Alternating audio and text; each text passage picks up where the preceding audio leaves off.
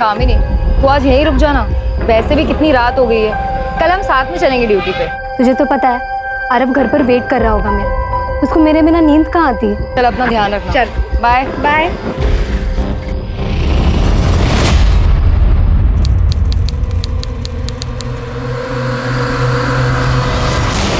मैं पुलिस वाली हूँ, अगर मेरे साथ कुछ भी गलत करने की कोशिश की ना तो पुलिस तुझे छोड़ेगी नहीं। रुक, अभी दिखाती, रुक। बचाओ कोई, बचाओ, बचाओ, छोड़ दो प्लीज, छोड़ दो।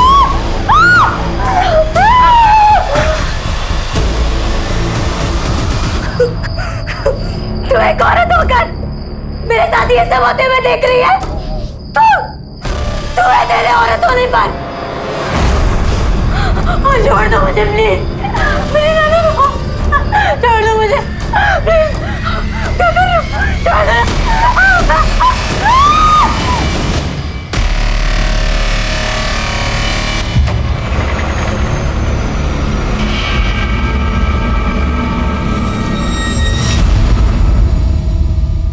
नमस्कार, आदाब। मैं अनूप सोनी क्राइम पेट्रोल सतर्क के ब्लैक हेडलाइंस अध्याय के आज के एपिसोड में आप सबका स्वागत करता हूं। अपराधियों में पुलिस का डर ही अपराध पर नियंत्रण की पहली सीढ़ी है। बड़े से बड़ा अपराधी भी पुलिस से टक्कर लेने से डरता है, लेकिन ये जो हमने अभी देखा, शायद इससे डरावना और कुछ नहीं हो सकता। कौन थे ये लोग जिनमें पुलिस का बिल्कुल भी खौफ नहीं था?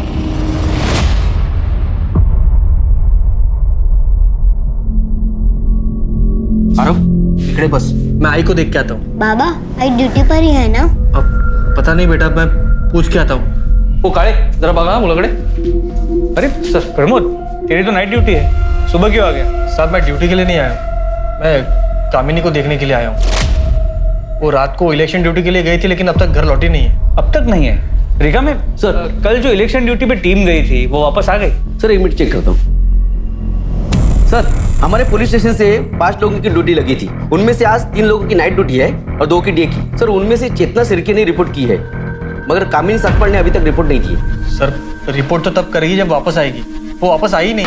ये चेतना कहाँ है? सर हम सभी इलेक्शन ड्यूटी के बाद वापस आ गए थे और तीनों कांस्टेबल बस से निकल गए थे और मैं और कामिनी उसकी स्कूटी से आ गए थे। उसने मुझे मेरे घर के पास ड्रॉप किया और वो निकल गई। तो जब कामिनी ने तुम्हें ड्रॉप किया तो कोई बात हुई थी? उसने कुछ बताया था कि वो कहाँ जा रही है? हाँ सर। अरब घर पर वेट कर रहा होगा मेरा, उसको मेरे बिना नींद कहाँ आती है। चल अपना ध्यान रखना। चल बाय बाय। और साहब कामिनी तो घर आई ही नहीं। तुमने उसको फोन किया? साहब किया था फोन, लेकिन उसने उठाया ही नहीं। मैके गई होगी, वहां फोन करके देखो। नहीं साहब, उसका मायका दूसरे गांव में, यहाँ से बहुत दूर। अपने घर पे आने के बजाय वो वहाँ क्यों जाएगी ना? लेकिन फिर भी मैंने उसके माँ बाप को फोन किया था, वो वहाँ पर भी नहीं है। गायकवाड़ एक काम करो, कामिनी ने चेतना को जहाँ ड्रॉप किया वहां से लेकर कामिनी के घर तक के रास्ते पे सर्च करो, पता करो किसी ने उसे देखा क्या। यूं अचानक इस तरह खुलेआम एक लेडी कांस्टेबल का गायब हो जाना एक गंभीर विषय था। कामिनी कहां थी, उसके साथ क्या हुआ था, इस बात की किसी को कोई जानकारी नहीं थी। क्या ये एक रैंडम क्राइम था या ये एक साजिश थी या फिर कोई दुश्मनी? साहब गाड़ी रोको, गाड़ी रोको, गाड़ी रोको। क्या हुआ? साहब वो कामिनी की स्कूटर पार्क है। ये कामिनी की है?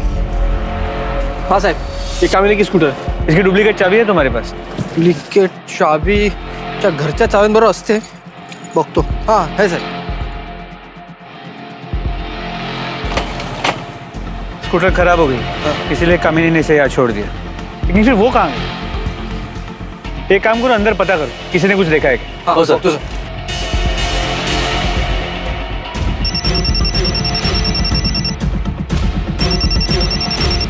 हाँ बोलो गायकवाड़। सर कामिनी की स्कूटी यहाँ हाईवे के पास मिली है, खराब हो गई, लेकिन ये समझ में नहीं आ रहा कामिनी कहाँ गई। एक काम करो गायकवाड़, कामिनी का फोन सर्वेलेंस पे डाल दो।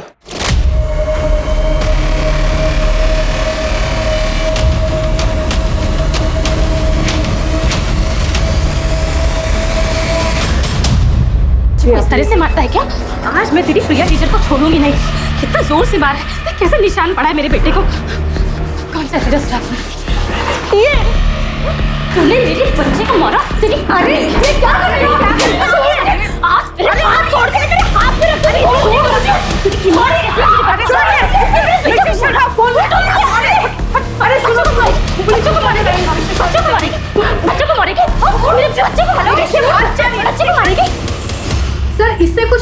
नहीं आके सीधा मारना शुरू कर दिया। सर इतनी बुरी तरीके से बाल खींचकर मारा है इसने। सर ऐसे कोई टीचर को मारता है क्या? ये टीचर नहीं है, जल्लाद है जल्लाद। इतने छोटे बच्चे को कोई बुरी तरह से मारता है क्या? आपको विश्वास नहीं है ना? ये देखिए देखिए मेरे बेटे के हाथ पे निशान। ऐसे कोई मारता है क्या? सर मुझे इस औरत के खिलाफ कंप्लेंट लिखवानी है। अरे तू क्या मेरी कंप्लेंट लिखवाएगी? मैं इसकी कंप्लेंट पहले लिखवाऊंगी सर, क्योंकि इसने मेरे बच्चे को पहले मारा है, फिर मैंने इसे मारा है। नहीं साहब, हमें कोई कंप्लेंट नहीं लिखवानी। अरे ऐसे कैसे हम कंप्लेंट नहीं लिखवाएंगे? जया, तुम शांत हो जाओ तुम। देखो ये हमारे बच्चे की गुरु है और गुरु का दर्जा भगवान के समान होता है। इन्होंने अगर प्रीतम को मारा भी है तो जरूर उसके भले के लिए मारा होगा। मैडम, मैं आप लोगों से अपनी बीवी की तरफ से हाथ जोड़ के माफी मांगता हूँ। आज के बाद दोबारा ऐसा कभी नहीं होगा। चलो जया, आ जाओ। प्रीतम आ जाओ। चल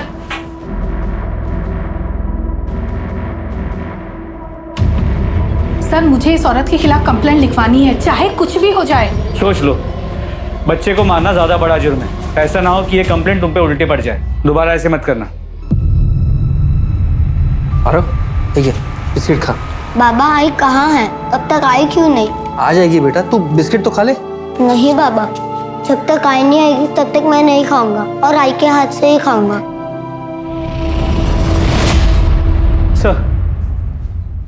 सर कामिनी का फोन अभी स्विच ऑफ है, लेकिन अभी 1 घंटे पहले तो उसका फोन ऑन था, हाईवे पे मूव कर रहा था। सर, हाईवे पेट्रोलिंग पुलिस का फोन आया था। हाईवे के बाजू में सर्विस रोड है, वहां पर एक औरत की डेड बॉडी मिली। आरो, कहाँ से करते हो? खाना बिस्किट।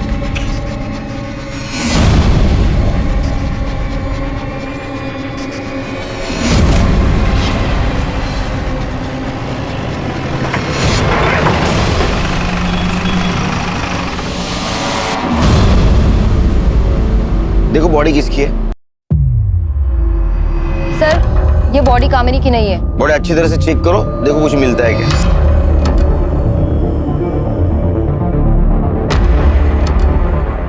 देखो गायकवाड़, किसी धारदार चीज से गला काटा गया है। सर बॉडी नेकेड है और बॉडी पे चोट के निशान भी है सर। सर लगता है इसका बलात्कार हुआ है। कुछ आइडेंटिटी प्रूफ मिला? तो कुछ भी नहीं। बॉडी को कैसे पहचानेंगे? पोस्टमार्टम के लिए भेज दो गाड़ी। Yes sir. ये देखिए, टायर के मार्क्स हैं, किसी बड़ी गाड़ी के। रिका में सर, फॉरेंसिक टीम को बुला और ये टायर का इंप्रेशन लेने को बोलो। चेतना, यस सर। बॉडी का फोटो सर्कुलेट कर दो आसपास के पुलिस स्टेशन में। Yes sir. पता करो इसकी मिसिंग कंप्लेंट। ठीक है? Okay sir. मुझे लगता है ये लड़की हाईवे पे अकेली थी और उसके अकेलेपन का किसी ने फायदा उठाया।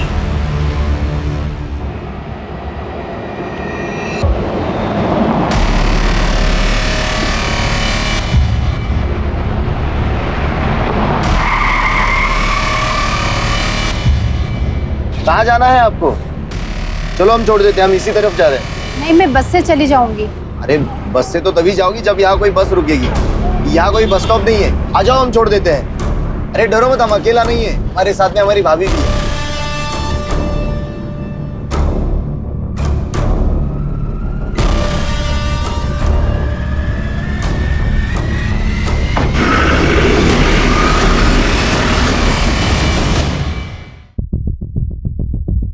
आरो बेटा, चलो हम घर चलते हैं। बाबा आई कहाँ है? यहाँ नहीं है तो कहाँ है आई? बेटा आई ड्यूटी पे गई है, जैसे ही ड्यूटी खत्म हो जाएगी वो घर पे आ जाएगी। चलो हम घर चलते हैं।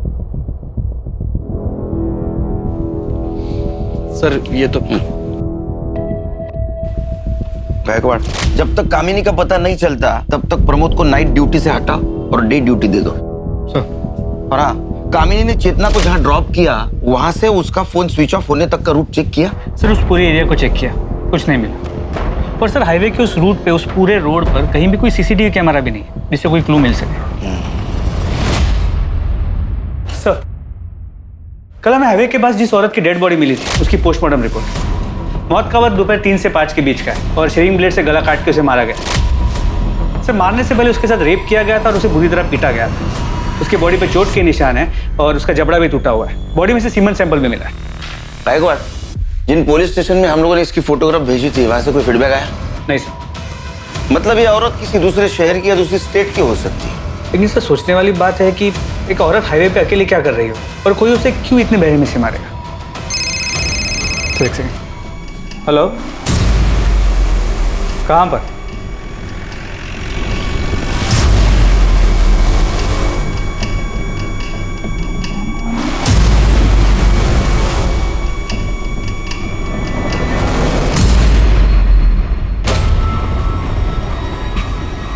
अरे प्रमोद, घबराओ मत, कामिनी नहीं है। सर क्या लगता है? Same type of murder. Body को साड़ी से ढका गया है, बॉडी नेकेड है, बदन पे चोट के निशान है।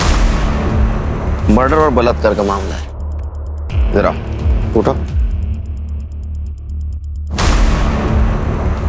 धारदार रेजर ब्लेड से गला काटा गया है और आइडेंटिटी प्रूफ कुछ भी नहीं, ना पर्स ना मोबाइल, कुछ भी नहीं। तो इधर आओ। ये देखो, डबल टायर के निशान। हाँ सर, टायर के निशान तो वैसे ही। मतलब ये दोनों मर्डर किसी ट्रक या टेम्पो ड्राइवर ने किए। दो अनजान औरतों की लाश पुलिस को मिल चुकी थी।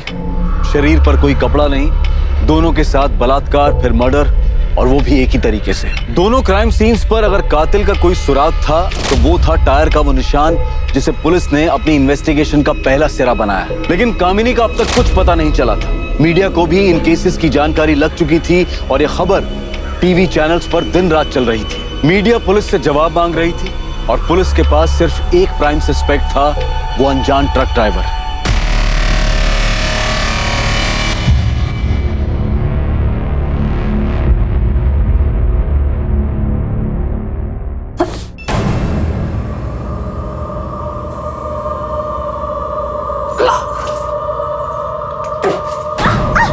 क्या रे, पेट से है तू? हाँ? कैसे, किधर से आया बच्चा? हाँ? गंदा करने लगी। तेरे सेठ ने पैसों के बदले तेरे पेट में यह पाप दिया है। कहाँ मुँह काला कराया? नहीं, आप गलत समझ रहे हैं। नहीं, ऐसा नहीं है। ऐसे नहीं है तो फिर कैसा है? कहाँ मुँह काला करा के ये बोल। ट्रक ड्राइवर ने जबरदस्ती की थी मेरे साथ। झूठ बोल रही है। बोल, कहाँ मुँह काला करा के आया? रोक, आज मैं तुझे छोड़ूंगा नहीं। भाग किधर है? रोक रोक, भाग किधर है? अरे किसन क्या कर रहा है? अरे छोड़ो मुझे, इज्जत मिट्टी में मिला के रख दी। तो जिन दो औरतों की बॉडी हमें मिली थी उनकी डिटेल्स आसपास के सभी पुलिस स्टेशन में भेजी थी, लेकिन कहीं से भी कोई इन्फॉर्मेशन नहीं मिली जिससे उनकी पहचान हो सके। कमाल लगा एक बार। दो औरतों के साथ रेप होता है, उनका मर्डर होता है, उनको पहचानने वाला कोई नहीं। अरे कोई तो होगा उनको पहचानने वाला। पर हाँ सर, जिन मेन पॉइंट्स पे हमने नाकाबंदी की थी वहां पर भी कोई सस्पिशियस ट्रक या टेम्पो नहीं मिला है। कांस्टेबल कामिनी का क्या हुआ? तो तलाश जारी है, लेकिन अब तक उसका कुछ पता नहीं चल पाया। ये प्रमोद और कामिनी का घरेलू मामला रहेगा। झगड़ा अनबन ऐसा कुछ हुआ होगा उनमें। उनकी शादीशुदा जिंदगी के बारे में कुछ जानते हो? नहीं सर, उस बारे में मुझे कुछ नहीं पता। तो पता करो अपने स्टाफ से, इन दोनों में से किसी का अफेयर चल रहा था क्या? और इस बात की भनक प्रमोद को नहीं लगनी चाहिए। सर, पैसों के लिए पता नहीं कहाँ कहाँ मुंह मारती फिर रही है पेट से। क्या हो रहा है सब? मैडम, ये मेरी बीवी किसी और का पाप अपने पेट में लेकर घूम रही है, और जब मैंने इसे पकड़ लिया तो कह रही है कि किसी ट्रक वाले ने इसके साथ जबरदस्ती की है। हेड़ा बना रही है मुझे।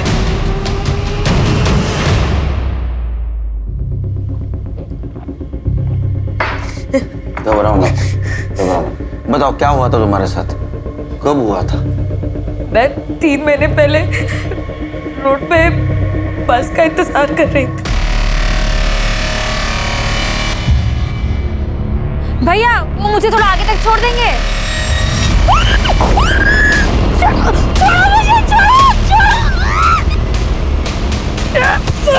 उन लोगों ने मेरा बहुत दूर तक पीछा किया, लेकिन मैं कैसे भी करके जान बचा के भाग गई। तुम्हारे पति का कहना है कि तुम उससे झूठ बोलती हो। अक्सर तुम 4-5 दिन घर से गायब रहती हो, ऐसा क्यों? साहब, मैं घर काम करके अपना गुजारा करती। सेठ लोग कभी कभी अपने बच्चे या फिर बूढ़े माँ बाप को छोड़कर बाहर जाते हैं और मुझे देखभाल करने के लिए कहते हैं।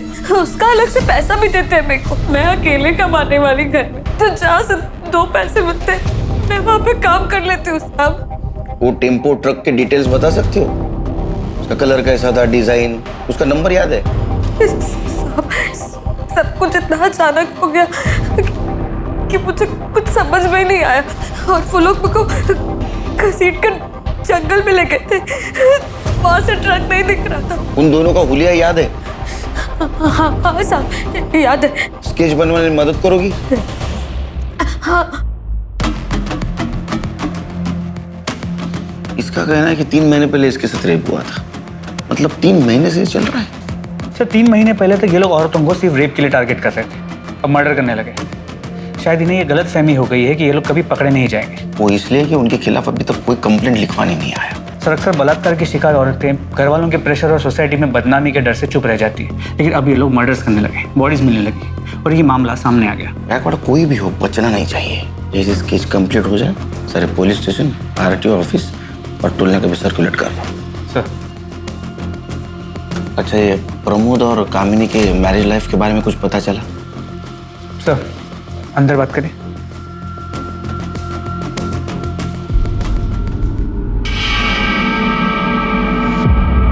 सुनने में आया है कि प्रमोद का हमारे पुलिस स्टेशन के किसी लेडी कांस्टेबल के साथ अफेयर चल रहा है, लेकिन वो कौन है ये नहीं पता चल पाया है। नजर रखो इस प्रमोद पे, और जिस दिन कामिनी गायब हो गई उस दिन का इसका मोबाइल लोकेशन चेक करो। साहब मुझे आधे घंटे की छुट्टी मिलेगी, इसको स्कूल छोड़ के आना है।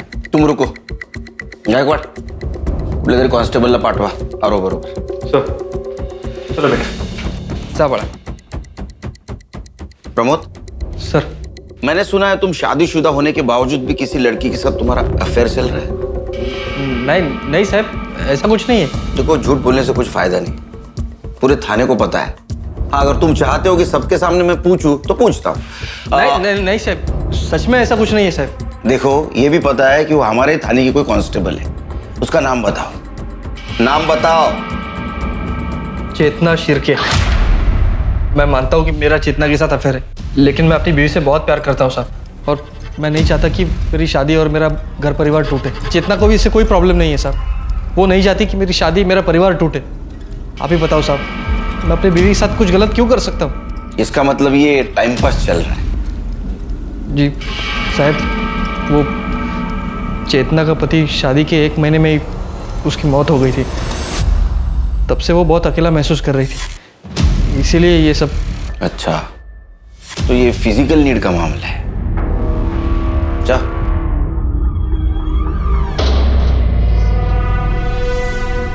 सर क्या आपको शक है कि चेतना और प्रमोद ने मिलकर कामिनी के साथ कुछ किया हो सकता है।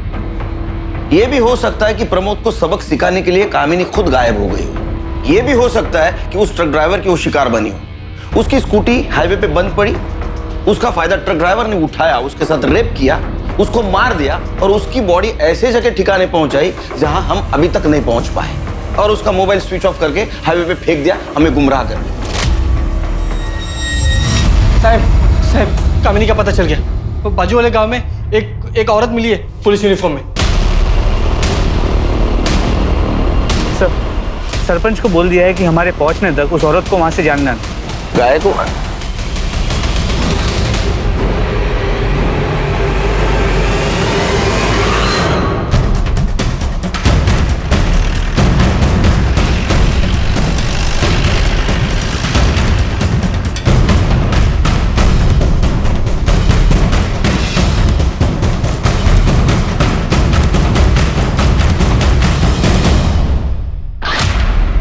ये नेम प्लेट भी उसी की। ये कपड़े कहाँ से मिले तुमको? कहाँ से मिले कपड़े? एक मिनट प्रमोद, एक मिनट। ये यूनिफॉर्म किसने दिया तुमको? ये देखो, इसको देखा है तुमने? इसके कपड़े ये, इसको कहीं देखा क्या? इससे लिए तुमने कपड़े? सर यहाँ वर्दी पे खून लगा है। चेतना, चेतना। ये सर। हाँ ध्यान है। इनको दूसरे कपड़ों का इंतजाम करो और ये कपड़े फॉरेंसिक के लिए भेज दो। Yes sir. चलिए। चल आओ। हाँ दूसरे कपड़े मिलेंगे आपको। कुछ समझ में नहीं आ रहा कहाँ गई कामिनी।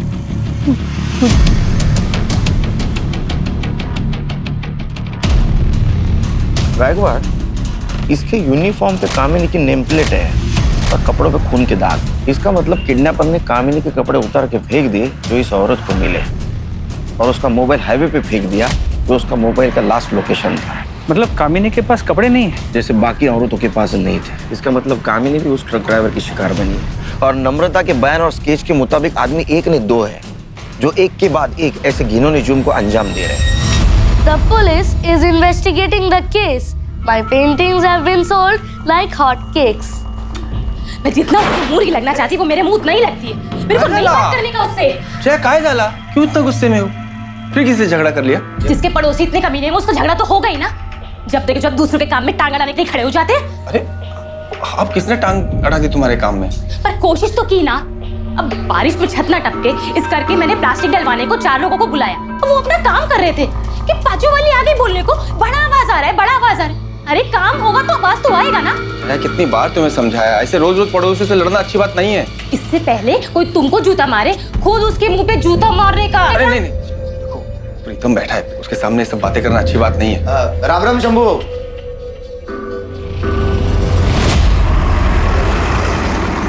सर, जिन 2 औरतों की बॉडीज हमें मिली थी उनकी पहचान अब तक नहीं हो पाई है।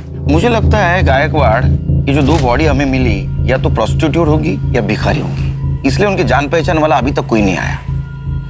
देखो, पहली बॉडी हमें मिली हाईवे के राइट साइड के सर्विस रोड पे और दूसरी बॉडी मिली लेफ्ट साइड। मतलब पहले मर्डर के वक्त ट्रक मुंबई से नासिक जा रहा था थाने होकर, और दूसरे मर्डर के वक्त ट्रक या टेम्पो नासिक से मुंबई जा रहा था थाने होकर। सर, हमने उस रोड के सभी टोल नाके के सीसीटीवी फुटेजेस को भी चेक किया, लेकिन सर उन टोल नाकों से रोज सैकड़ों ट्रक्स और टेम्पोस निकलते हैं। उनमें से उस एक ट्रक को हम कैसे ढूंढे? पोस्टमार्टम के हिसाब से पहले इन दोनों औरतों पर रेप किया गया, बाद में रेजर ब्लेड से इनका गला काट कर इनको मारा गया। सिर्फ इनमें से बची तीसरी नम्रता नाम की औरत, और मुझे इसमें गड़बड़ लग रही है। एक काम करते, इस नम्रता को क्राइम स्पॉट पे लेके जाते।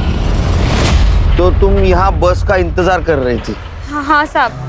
लेकिन यहाँ तो कोई बस स्टॉप है नहीं। बस वाले को हाथ दिखाओ ना तो वो बस रोक देता है। तो तुमने टेम्पो का हाथ दिखाया?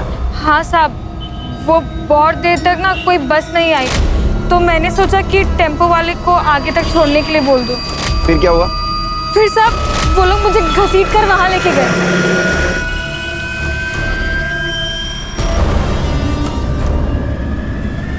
इसी जगह पे? हाँ, पक्का ये जगह नहीं भूल सकती साहब, सब कुछ एक जैसा ही दिखता है यहाँ। तुमने जब पत्थर मारा तो खून आया था? हाँ, आया ही होगा। मैंने तो जोर से पत्थर मारा था, उसके बाद मैं भाग गई थी तो ध्यान नहीं दिया। पत्थर कहाँ फेंका? पत्थर यहीं कहीं फेंका था। जरा बघा कुठे दगड सापडतो का?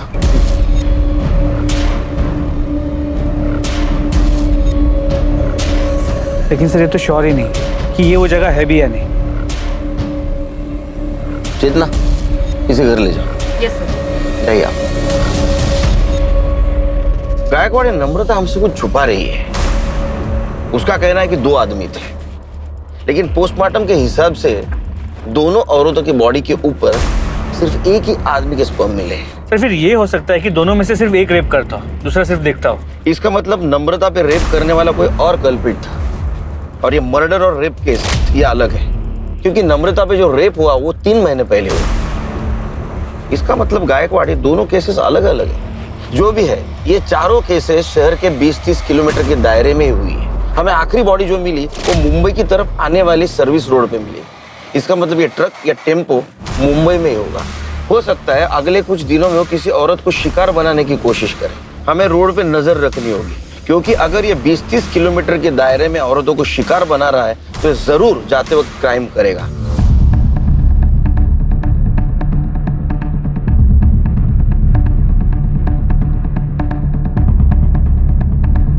अरे रुक रुक रुक रुक।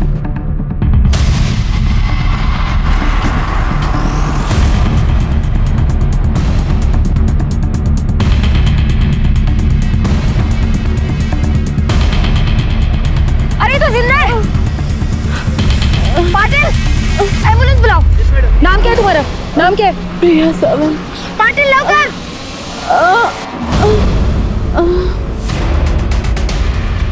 गायकवाड़, ये टेम्पो का नंबर आरटीओ में भेज दो। इसके मालिक की डिटेल्स निकालो। वो औरत कैसी है? डॉक्टर ने क्या बोला? सर वो बेहोश है और डॉक्टर ने कहा है कि सर उसका रेप हुआ है और उसे बुरी तरीके से पीटा भी गया है सर। तुम डॉक्टर के कांटेक्ट में रहना।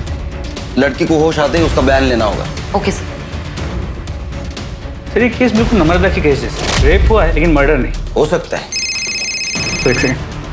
हेलो, कहाँ पर? ठीक है सर, पास के गांव के जंगल में एक औरत की सड़ी हुई लाश मिली है। हमारे कांस्टेबल्स वहां पे पहुंच गए। उन्होंने बताया कि लाश करीब 6 से 8 दिन पुरानी है। कामिनी को गायब हुए भी 7 दिन हुए सर।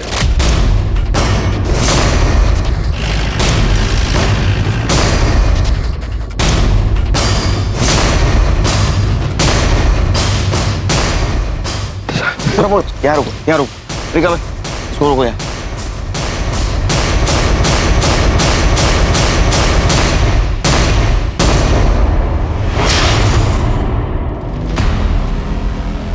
सर इसे भी पिछले दोनों विक्टिम्स की तरह ही मारा गया। बॉडी को देख के तो लगता है कामिनी है, लेकिन कंफर्म करना होगा।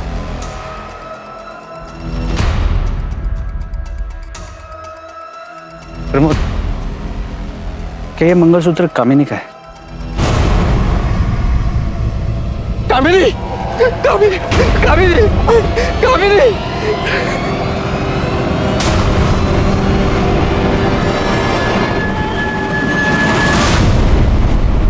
बॉडी का पंचनामा करो और पोस्टमार्टम के लिए भेज दो। सर, आखिरकार कामिनी के लापता होने की गुत्थी सुलझ चुकी थी। पुलिस को उसकी लाश मिली थी और उसके साथ भी वही हुआ था जो बाकी की 2 औरतों के साथ हुआ था। पहले दुष्कर्म किया गया और फिर गला काटकर हत्या। कामिनी का मामला पहले 2 मामलों से अलग लग रहा था, पर फिर नम्रता और प्रिया की कहानी का सच क्या था? ऐसे वहशी दरिंदों ने उन दोनों को जिंदा क्यों छोड़ दिया था? क्या उनके साथ भी उन्हीं अपराधियों ने दुष्कर्म किया था जिन्होंने कामिनी और बाकी 2 के साथ जुर्म को अंजाम दिया था, या फिर ये किसी और गिरोह का काम था? इस सवाल के जवाब के लिए पुलिस प्रिया के होश में आने का इंतजार कर रही थी, क्योंकि सच वही बता सकती थी। बाबा आई किधर है? आपने आई को ढूंढ लिया? तेरी आई को भगवान ने अपने पास बुला लिया बेटा, अपने पास बुला लिया।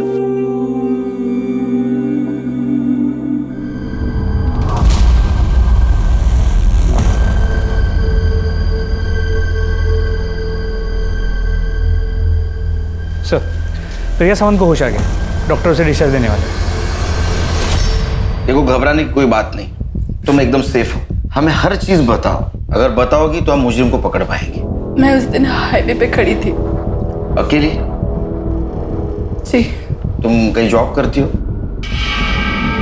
तो बिजनेस? सब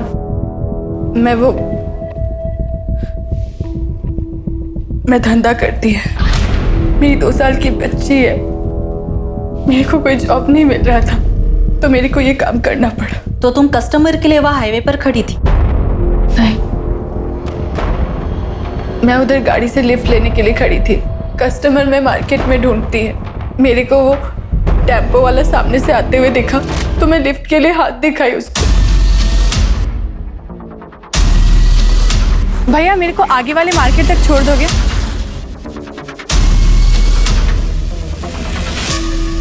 क्या उस टेम्पो में ड्राइवर के साथ कोई औरत थी? जी। ड्राइवर के अलावा कोई आदमी था? कोई आदमी नहीं था वहाँ पे। फिर क्या हुआ? कुछ दूर जाते ही वो टेम्पो साइड में लेके गया। भैया ये हाईवे छोड़कर कौन से रास्ते पर लेके जा रहे हो? मैं इसके आगे उसका कुछ भी पूछती और फिर मेरे को खींच के लेके गया टेम्पो के पीछे। और फिर उस वक्त वो औरत कहाँ थी? वो औरत पूरा टाइम उधर ही थी।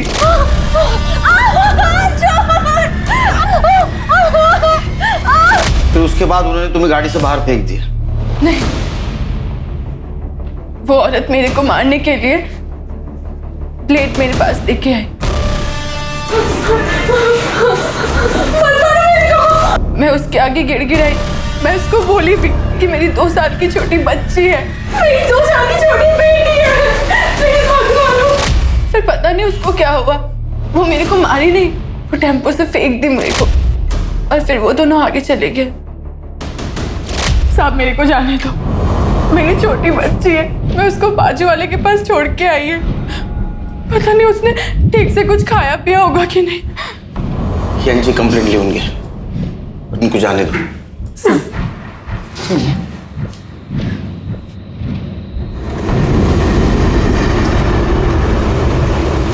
नम्रता का बयान है कि ये 2 आदमी है और प्रिया का कहना है कि 1 आदमी और 1 औरत है। या तो ये 2 कोई अलग अलग गैंग है जो ये कांड कर रहे हैं, या तो इन दोनों में से कोई झूठ बोल रहा है। लेकिन कौन? प्रिया या नम्रता? भैया मेरे को आगे वाले मार्केट तक छोड़ दोगे? भैया वो मुझे थोड़ा आगे तक छोड़ देंगे? साहब मैंने झूठ बोला था, मेरा किसी के साथ चक्कर चल रहा है, मैं उसी से पेट से हूँ। ये बात सिर्फ मैंने अपने पति से छुपाने के लिए झूठ बोली। साहब वो बहुत गुस्से वाला है, उसको मेरे चक्कर के बारे में पता चलता तो मार ही डालता मुझको। मैंने टीवी में देखा था साहब कि कोई ट्रक वाला है जो औरतों के साथ जबरदस्ती करता है। बस मैंने उसी का फायदा उठाकर ये झूठ बोला कि उसने मेरे साथ जबरदस्ती की और मैं पेट से हो गई। किसका बच्चा है ये? नाम पता क्या है उसका? मैं सच बोल रही हूँ, बस पति की मार से बचने के लिए झूठ बोला साहब। जाओ, शहर छोड़ के जाने का नहीं। चलो। पुलिस एक बार फिर से असमंजस में थी। 3 औरतों का बलात्कार के बाद कत्ल किया गया था, जबकि चौथी शिकार को बलात्कार के बाद जिंदा छोड़ दिया गया था, और 5वीं नम्रता ने पुलिस को बलात्कार की झूठी कहानी सुनाई थी। इन सभी पहलुओं को देखते हुए पुलिस के लिए अपराधी तक पहुंच पाना बहुत मुश्किल साबित होने वाला था कि आखिर ये अपराधी कौन हो सकते थे। क्यों एक आदमी औरतों के साथ बलात्कार कर रहा था और उसकी साथी औरत औरतों का कत्ल कर रही थी। इन सभी सवालों और इन सभी उलझनों के बीच पुलिस को एक ऐसी जानकारी मिली जिसने इस केस को एक नई दिशा दे दी। सर, चेतना ने हाईवे पे जिस टेम्पो का फोटो लिया था उसके ओनर का पता चल गया। कौन है वो? अरे तुम लोग जरा 2 मिनट इधर ही रुको, मैं कांदा लेकर आती हूँ। अरे आप कांदा वैसे ही बहुत महंगा है आजकल, छोड़ो ना, बिना कांदे के ही बना। मालूम है मेरे को, पर तेरे मांस मच्छी बिना कांदे के बनता है क्या? नहीं ना, बोल मांस मच्छी छोड़ेगा तो मैं कांदा नहीं लेगी। हाँ ठीक है, तो जाओ ले आओ। चलो मैं कांदा लेकर आती हूँ। पापा मुझे आइसक्रीम खाना है। आइसक्रीम खाना है? 1 किलो कांदा देना। इसको एक सॉफ्टी बना दो। कौन सा वाला खाएगा? मैं सिंपल। चल दे। हाय हाय, अरे ए सेठ देना रे छुट्टा देना, देख कितना सुंदर बच्चा है हमारा, आशीर्वाद लगेगा। ए सेठ देना रे। क्या रे सेठ, क्या नाटक कर रहा है? देना। ए पापा पापा पापा ए क्या रे, क्या हुआ इसको? ए देना रे। ए क्या हुआ? आई बड़ी सवाल उसको। तुम इसी एरिया में रहते हो? हाँ जी। तो तुम्हें वो शंभू पता है, टेम्पो ड्राइवर? हाँ सर, जानता हूँ। कहाँ रहता हो? यहाँ रहते हैं सर।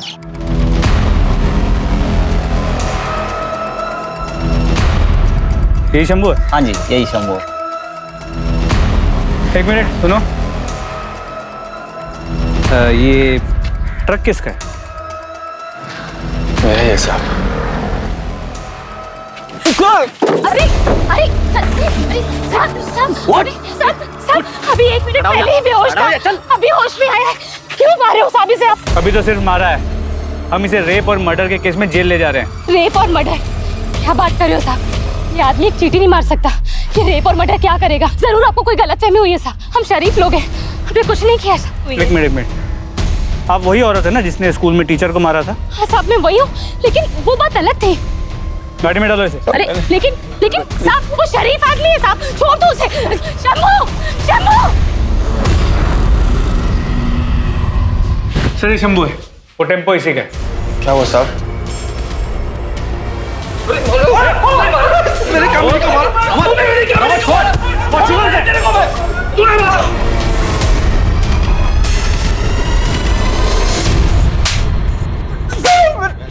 सच बोल रहा हूँ साहब, मैंने किसी का बलात्कार नहीं किया साहब। मैंने किसी का कोई बलात्कार नहीं किया साहब। मैं ऐसा आदमी नहीं हूँ साहब। गायकवाड़, इसको मेडिकल चेकअप के लिए ले जाओ, और प्रिया और 2 बॉडीज उसके ऊपर मिले सीमेंस इसके साथ मैच करके देखो, इसे भी पता चल जाएगा कितना मासूम है। चल। इसकी हिस्ट्री, ज्योग्राफी सब चाहिए मुझे, पड़ोसियों से पता करो।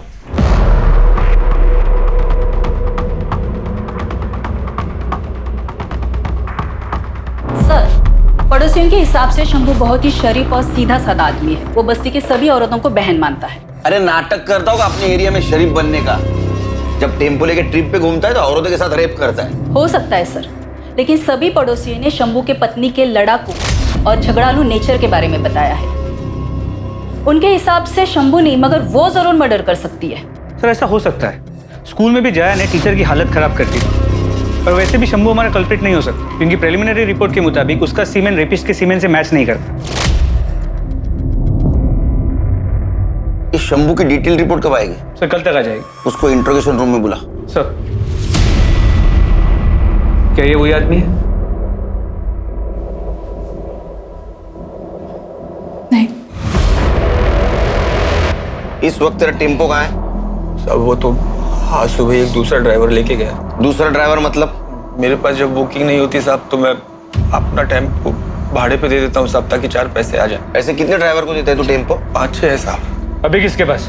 अभी तो वो विलास गौरव के पास है साहब। विलास गुरु के साथ साथ तू जितने भी ड्राइवर को देता है ना तेरा टेम्पो, सबके नंबर चाहिए मेरे को।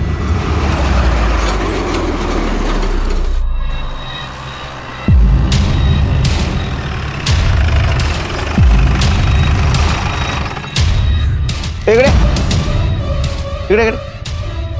क्या चल रहा है?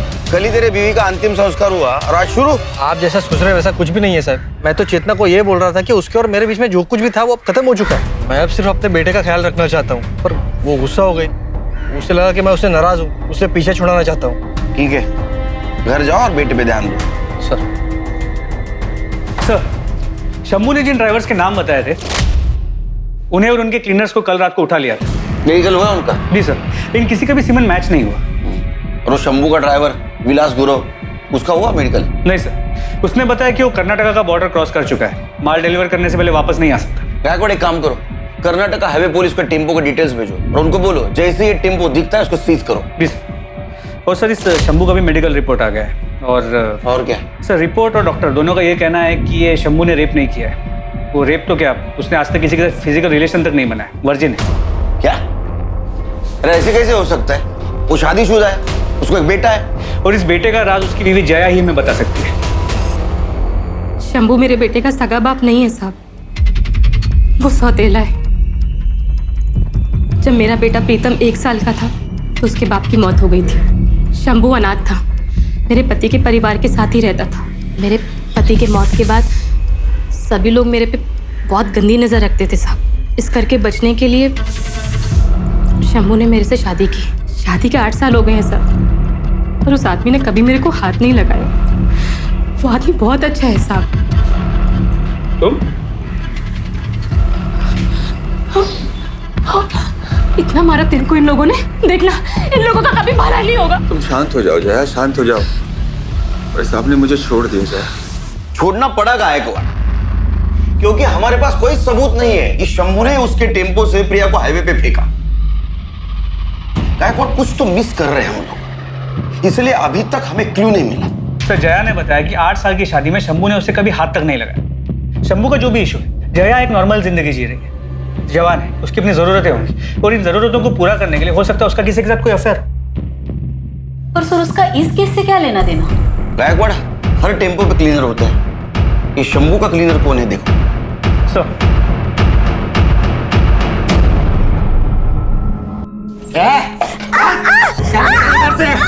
अपना सामान बांध और निकल इधर से, समझे? ऐसी हालत में मैं अब कहाँ जाऊंगी? माफ कर दो मेरे को, माफ कर दो तुझे, माफ कर दो। अब से तू ऐसे ही पिटेगी, समझी? ना सामान निकल।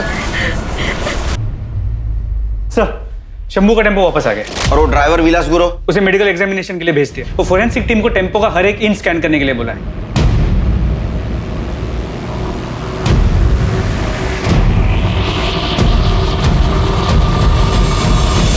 फोरेंसिक टीम के मुताबिक इस टेम्पो के टायर का पैटर्न हमें क्राइम सीन्स पे जो टायर के मार्क्स मिले थे उससे मैच करता है।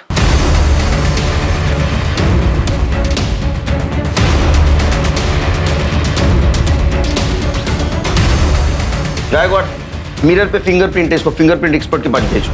और ये बिंदी, इसको डीएनए एक्सपर्ट के पास भेजो।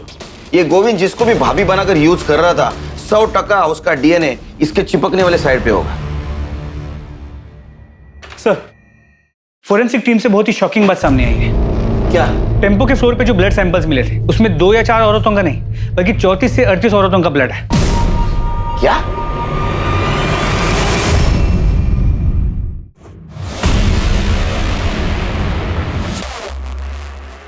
अरे गोविंद, ये बैग लेके कहाँ जा रहे हैं? कहीं नहीं साहब। तो फिर हमारे साथ चल। सब क्या हुआ साहब? मैंने गायकवाड़, क्या यही था वो आदमी? भैया, मेरे को आगे वाले मार्केट तक छोड़ दोगे? हाँ, यही था वो शैतान। अरे हिम्मत कैसी? हिम्मत कैसी? इनको लेके जाओ, लेके जाओ इनको। चलो।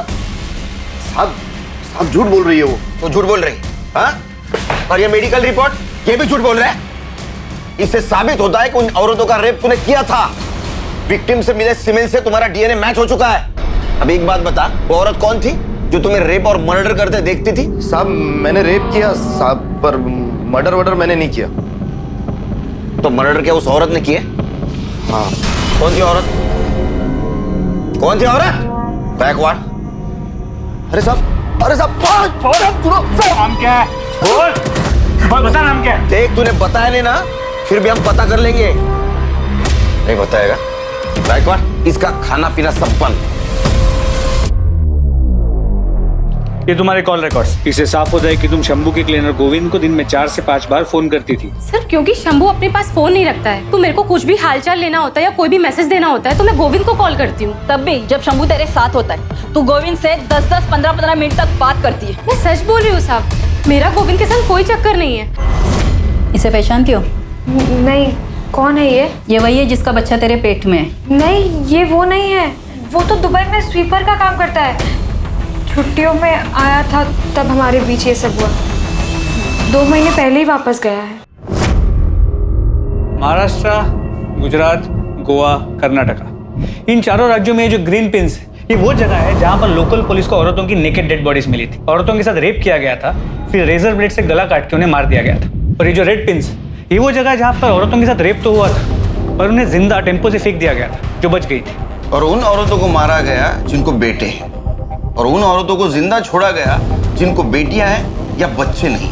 जी सर। तो हो सकता है कि ये जो औरत है जो गोविंद के साथ मिलकर सारे मर्डर्स कर रही थी, उसको बहुत सारी बेटियां हो, बेटा ना हो पाया, और इसी गुस्से में वो उन औरतों को मार रही थी जिनके बेटे थे। नहीं गायकवाड़, हमारे पास जितने भी सस्पेक्ट औरत है उनमें से किसी को ज्यादा बेटियां नहीं है। ये माजरा कुछ और है।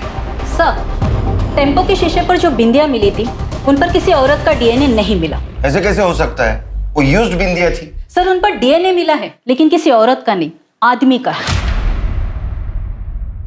तेरा डीएनए नहीं, तेरे फिंगरप्रिंट भी मिले मिरर पर, और टेम्पो के सीट के पीछे ब्लाउज और साड़ीज भी मिली। इतना ही नहीं, वो विग भी मिला है जो पहन के तो औरत बनता था। और हाईवे पे मिलने वाली औरत को तो गोविंद के पास लेके जाता था, फिर गोविंद उसके साथ रेप करता था, वो तू देखता था। उसके बाद में रेजर से तू उनका गला काट के उनको मार देता था। सच है नहीं?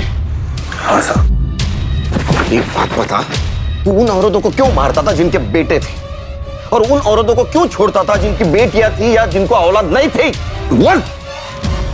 क्योंकि मेरी माँ ने जब मैं 8 साल का था मुझे एक आदमी को बेच दिया था, सिर्फ 2000 रुपए के लिए। उस आदमी ने 2 साल तक मेरा बलात्कार किया। अंकल छोड़ दो अंकल मुझे। कुछ नहीं होगा बेटा, कुछ नहीं होगा। मैं दर्द से कर रहा था साहब। उसकी बीवी खड़ी होकर सब कुछ देखती थी, खुश होती थी साहब। और फिर एक दिन मैं वहां से भाग गया। जया के पति से मेरी दोस्ती हुई, तो उसने मुझे नौकरी, रहने की जगह, सब कुछ दिया। लेकिन 2 साल जो कुछ मेरे साथ हुआ ना साहब, वो आज भी रात को सपने में मुझे डराता है। और उसके बाद मैंने ट्रक खरीदा, और एक दिन जब हाईवे पर ट्रक में माल लेके जा रहा था ना साहब, तो एक औरत ने मुझसे लिफ्ट मांगी। मैंने उसे लिफ्ट दे दी। बातों बातों में उस औरत ने मुझे बताया कि वो बहुत गरीब है साहब, बहुत गरीब, और वो सोच रही है कि अपना बेटा बेच दे। मुझे लगा उस बच्चे के साथ भी वही सब होने वाला है जो मेरे साथ हुआ। मैंने उस औरत को मार दिया साहब। तब मुझे लगा कि मेरे साथ जो कुछ भी हुआ है मैंने उसका बदला ले लिया। छोटे छोटे बच्चों को बचा रहा हूं मैं। जितनी भी औरतें जिनके छोटे छोटे बेटे थे, मैंने सबको मार दिया। एक दिन गोविंद आया। गोविंद ने मुझे बोला कि अगर तुझे उन्हें मारना ही है तो क्यों ना पहले मैं उसके साथ मजे ले लूं। मुझे लगा ठीक है, अच्छा है, इसमें बुरा क्या है? सही हो, वो इसी लायक थी। गोविंद पहले उन औरतों का रेप करता था। तू एक औरत होकर मेरे साथ ये सब होते हुए देख रही है?